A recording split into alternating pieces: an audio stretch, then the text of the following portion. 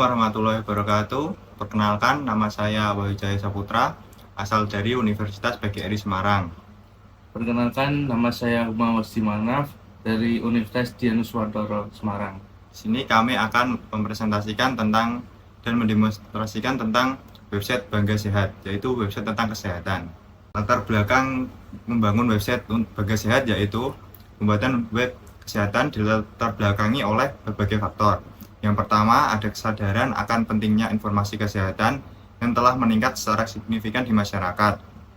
Pembuatan situs web kesehatan ini dapat menjadi respon terhadap kebutuhan akses cepat dan mudah terhadap informasi kesehatan yang akurat dan dapat dipercaya. Selain itu, kemajuan teknologi digital telah membuka peluang baru untuk menyebarkan informasi kesehatan dengan cara yang kreatif dan inovatif. Kemudian manfaat website kesehatan yang sudah kita buat. Pertama, peningkatan kesadaran kesehatan. Website kesehatan dapat membantu meningkatkan kesehatan masyarakat tentang berbagai isu kesehatan, penyakit, dan gaya hidup sehat. Kedua, akses informasi yang cepat. Di sini memberikan akses cepat dan mudah bagi masyarakat atau pengguna website tersebut. Terus ketiga, ada edukasi tentang kesehatan. Di sini edukasi ini memberikan platform untuk memberi edukasi kepada masyarakat mengenai kesehatan yang akurat dan dimengerti kepada masyarakat. Keempat, ada fasilitas booking dokter online. Fitur booking dokter secara online memungkinkan pengguna untuk mendapatkan jadwal temu tanpa harus datang ke tempat dokter atau rumah sakit tersebut. Kelima, menghubungkan dengan sumber daya kesehatan, memberikan informasi tentang pelayanan kesehatan lokal, terus rumah sakit, kemudian klinik atau penyedia layanan kesehatan lainnya. Terus kemudian ada tujuan pembuatan website kesehatan. Pertama, memberikan informasi yang akurat. Memberikan informasi kesehatan yang akurat, terverifikasi, dan terkini kepada pengguna. Kedua, mendorong perubahan gaya hidup, memotivasi pengguna untuk mengadopsi gaya hidup sehat melalui informasi, tips, dan saran yang diberikan.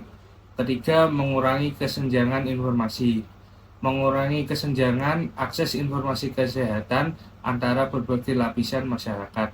Kemudian keempat, menyediakan platform edukasi, menjadi sumber edukasi kesehatan yang bermanfaat bagi masyarakat. Kelima, meningkatkan partisipasi masyarakat, mendorong partisipasi aktif masyarakat dalam upaya menjaga kesehatan pribadi maupun lingkungan sekitar. Nah, di sini saya akan menjelaskan mengenai website yang telah kita buat.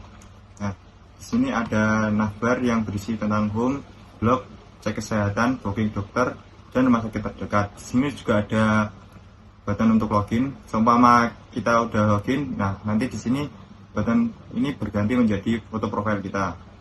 Nah, di sini di halaman pertama ada sapaan seperti biasa.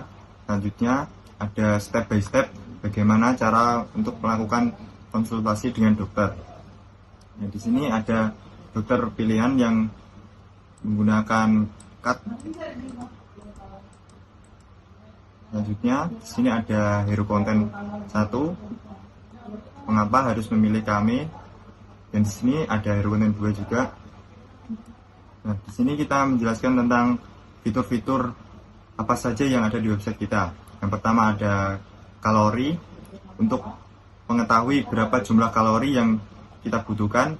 Selanjutnya ada BMI, mengetahui tentang tingkat BMI kita. Selanjutnya ada tes cemas dan tes stres.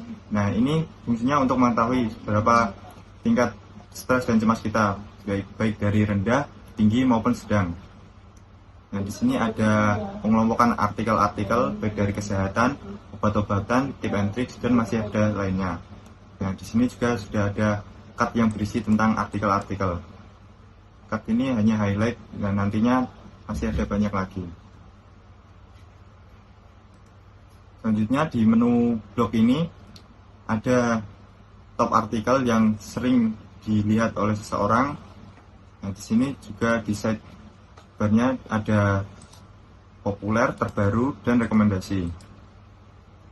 Ada beberapa kategori seperti kesehatan, mental, obat-obatan, tips and trik, nutrisi dan diet, dan masih banyak lainnya. Tentunya di sini juga ada artikel-artikel yang tentunya up to date. Nah, ketika diklik nanti akan memview detail tentang artikel tersebut. Selanjutnya di cek kesehatan, di sini ada kalkulator BMI digunakan untuk menentukan kategori berat badan ideal atau tidak. Selanjutnya ada kalkulator kalori digunakan untuk menghitung kebutuhan kalori harian. Selanjutnya ada kalkulator HPL digunakan untuk menentukan minggu kelahiran buah hati. Selanjutnya juga ada kalkulator stres dan kalkulator kecemasan.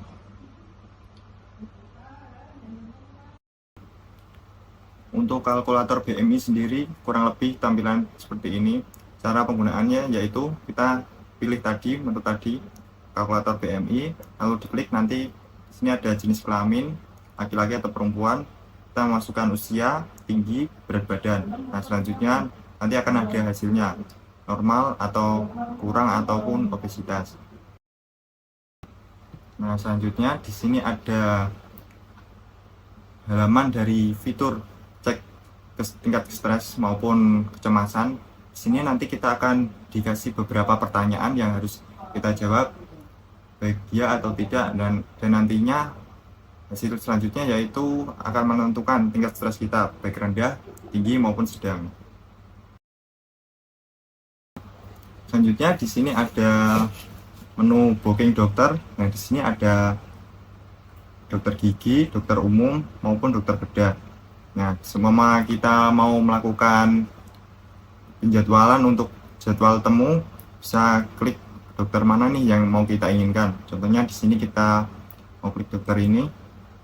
Nah, di sini ada menu yang harus kita isi, yaitu tanggal, jam, nama pasien sama nomor HP pasien. Nah, di sini kita hanya menampilkan 1 sampai 7, yaitu dari hari Senin sampai Minggu di minggu tersebut. Nanti tanggalnya akan berubah sesuai dengan minggu tersebut.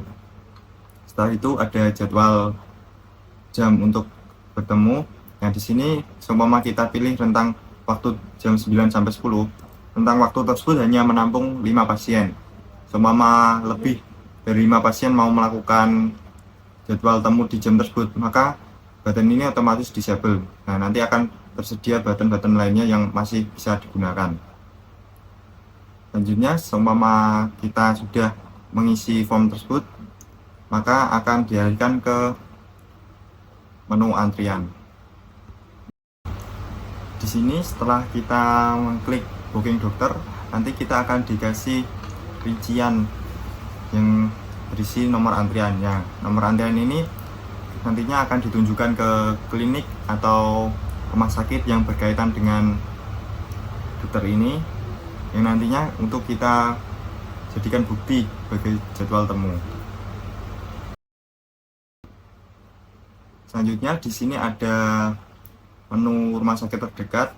Nah, di sini awal mula halamannya ini kosong. Nah, nanti ketika kita klik cari, nanti otomatis website ini meminta akses lokasi yang nantinya akan menampilkan daftar-daftar rumah sakit terdekat di sekitar kita. Website ini tentunya bisa diterapkan di kehidupan nyata dan bisa dikembangkan lagi dengan cara bekerja sama dengan klinik ataupun rumah sakit terdekat yang nantinya akan memberikan daftar-daftar dokter pada klinik atau rumah sakit tersebut. Nah, untuk di fitur cek kesehatan ini, kenapa kita memilih hanya 5 fitur ini? Karena 5 fitur ini termasuk 5 fitur yang sering digunakan oleh user. Di sini kalkulator BMI maupun kalkulator kalori, dan untuk kalkulator stres ataupun kalkulator kecemasan, di sini kita menggunakannya karena mungkin banyak mahasiswa yang mengalami stres ataupun cemas, jadi mereka butuh tes untuk mengetahui tingkat stres ataupun kecemasan mereka. Untuk animasi-animasi yang ataupun teknologi yang kita gunakan, di sini kita menggunakan bahasa pemrograman vanilla, yaitu HTML, CSS, JavaScript sebagai front end-nya, dan sebagai Head servernya kita menggunakan PHP dengan framework Laravel.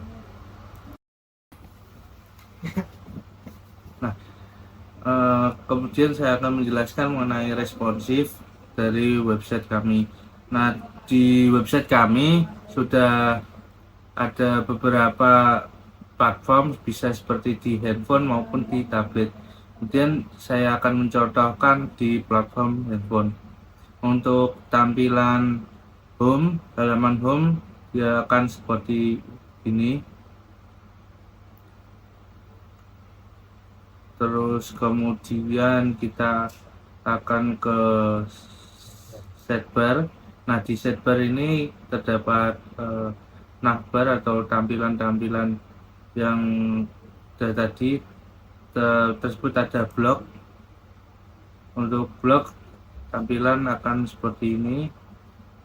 Terus kemudian dicek kesehatan.